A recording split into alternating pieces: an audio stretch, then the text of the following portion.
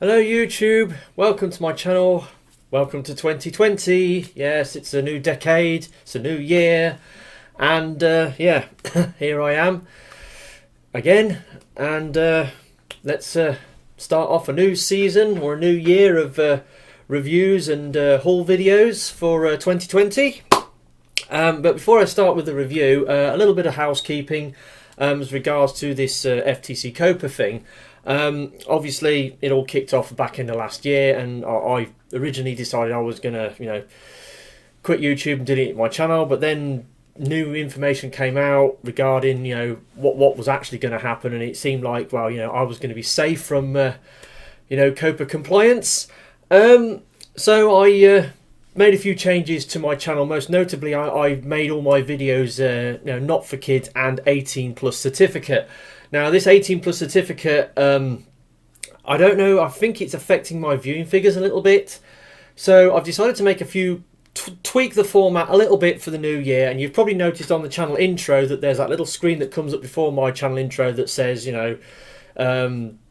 this video is not for kids, 13 plus certificate, viewer discretion advised. So I decided to put that before my channel intro, and also you'll notice on the thumbnail picture I have a little 13 plus certificate thing in the corner of the screen. So I've decided to try this to see if it makes any difference to anything. Obviously it's something to prove to YouTube that even though I'm an adult reviewing toys and toys is kids content, I am making an effort to advertise the fact that my videos are 13 plus. So that's the reason why I've done that. So anyway, going forward into the new year, this is the new status quo. It's only like minor changes to my channel. Hopefully it won't affect anything in the long run, but that's the reason why I've done it. So let's get on with the review, shall we? Yeah, my first KTRT figures have come in for this year. I wasn't planning on buying 2 KTRTs this month, but I did actually buy 2. And the main one I wanted to get is a new figure from the Miniforce toy line. Now, Miniforce, as we know, is a series in Korea. It's kind of like Power Rangers. It's got these little animal creatures which turn into sort of like Power Ranger like beings, and then they jump into these giant robotic mechs that fight these weird aliens, and then they combine together to form a gestalt, a giant combiner. I've got some of the, well, obviously it's been going for a few seasons now. The original seasons 1 and 2. Then obviously in season 3 they went to the Miniforce X, and you got the Miniforce X Commander Combiner, which I've got, which is absolute garbage. Then season 4 you went to Penta X. They did the new combiner, the Penta X Combiner. I've got a couple of figures from that, and they're slightly better. But I think we're on to season 5, and they called it Super Power Dino. So basically they're ripping off the Power Rangers Dino Thunder quite a bit. So now all the mechs are sort of got dinosaur themes, and yeah, so there's a lot of weird shit going on with the show now, and but you can understand why they've done it. But anyway, as they've changed the theme of the show so greatly, they've gone for a totally new set of mechs, and they've got these dino mechs. Some of them are pretty bizarre and weird, not really worth me getting into, but there is 1 or 2 that have been released that are actually, I could probably stretch to that. And this is one such figure. Now I'll show you the box first. There's the box, typical Korean box. It's got the writing on the front. It's got the new sort of logo, and it's got Volt, who's the little animal who's the pilot for this thing. And then you've got stuff on the front, stuff on the back, stuff on the sides, and then you've got all the product information on the back. Now, Mr. KR Brickbot likes going in to all this detail here, and he likes to point out the fact, oh, this thing came out in December 2019, and he does all that. And I'm not taking the piss out of you, Mr. Brickbot, but you do that, and I don't see the point in doing that, but it's just something that he does, and I just wanted to point it out in this review. Anyway, so yeah, so there we go. So who's it? It's just still got the Sam G sort of logo, animation logo. I'm not sure what company actually makes this, even though what does it say? Hufengatai ACG and Toys Company Limited, whoever they are. Anyway, so there's the box, big window. It's got the sort of the shiny silver sort of back to it. And what you get out the box is this. Now I'm starting in alt mode. So here is Tyranno Thunder. Now this is the name of this, and this is the vehicle mode. And I was a bit reluctant to get this because of the weird design of the vehicle mode. It's basically a robotic dino head that's been turned into a car. So you've got like the eyes, you've got the mouth, you've got teeth across the front, you've got some claws on the side, you've got like a horn on the top. And it's a very interesting design, but it's quite big. It's got very large pinned wheels, so it rolls extremely well. It's got good weight to it, as most Korean toys do. It's made out of that usual sort of nice, tough, shiny plastic that they make Korean toys out of. And yeah, it's a car. It's a really weird looking dino car.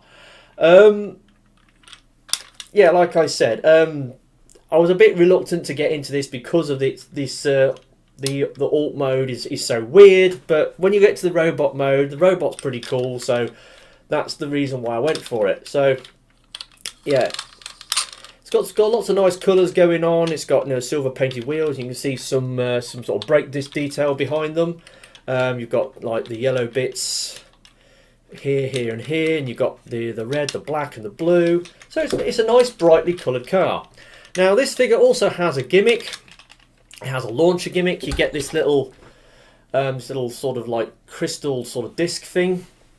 Now it's got some pegs on it. Now it doesn't actually peg anywhere into the vehicle mode on this vehicle, but I think these disc things actually work with other figures in the line because it has like little peg ports on it, little eye peg ports, so it might plug in other ways. But this vehicle has a launcher gimmick in the front of the nose. You basically pull the nose up like that, and you get a little slot there, and the disc has got a little indent in it, and you sort of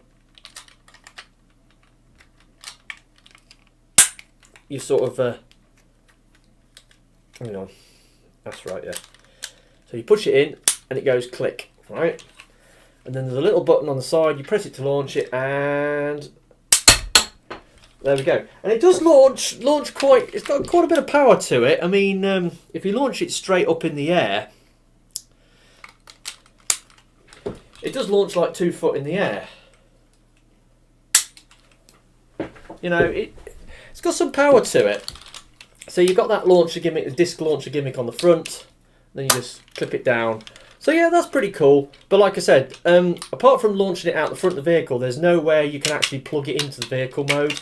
Even though when you look underneath, they could have had a little slot where it would slot in underneath, or maybe had some pegs where, using these sort of pegging ports, they could have sort of pegged it underneath somewhere for storage, when you're not using it. But anyway, so that's a thing. We'll come back to that a little later. So yeah, car mode. It's weird, it's bright, it's colourful, it's heavy. It's alright, I suppose, if you can get over the unusual aesthetic. So transformation, it's got quite an interesting transformation. And you start off with these side panels. You just sort of pull them out and sort of fold them down out of the way. You can kind of give it like sort of legs. And it will sort of stand up like that. Then you start pulling the legs out. So unclip this black bit forwards, and then you can start unfolding the legs. Right, so split the legs. Now there's these little blue things here. Well, you fold those up, the spoiler, and then there's these little blue bits here. They're very tight, and you pull them back, and that gives you your knee articulation.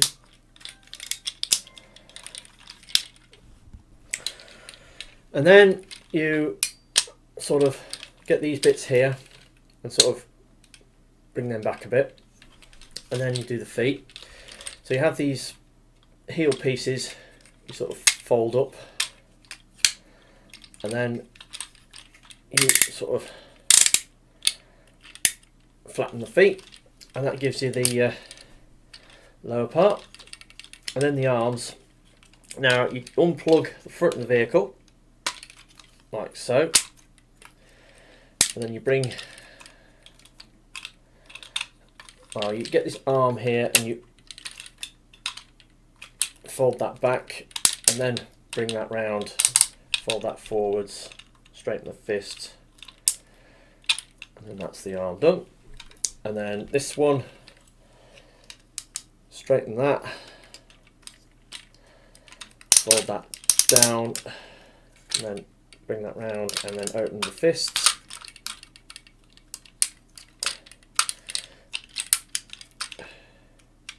Oh yeah, you bring that forwards. And then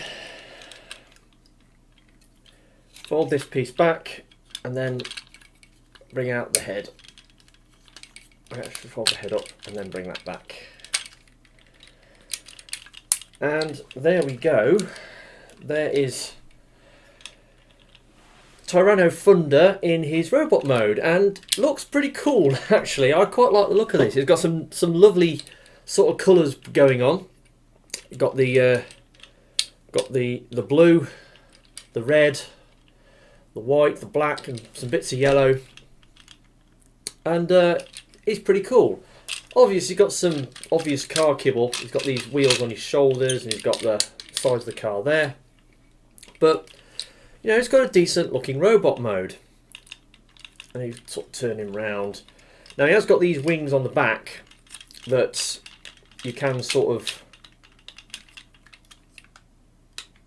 you know, position them however you want.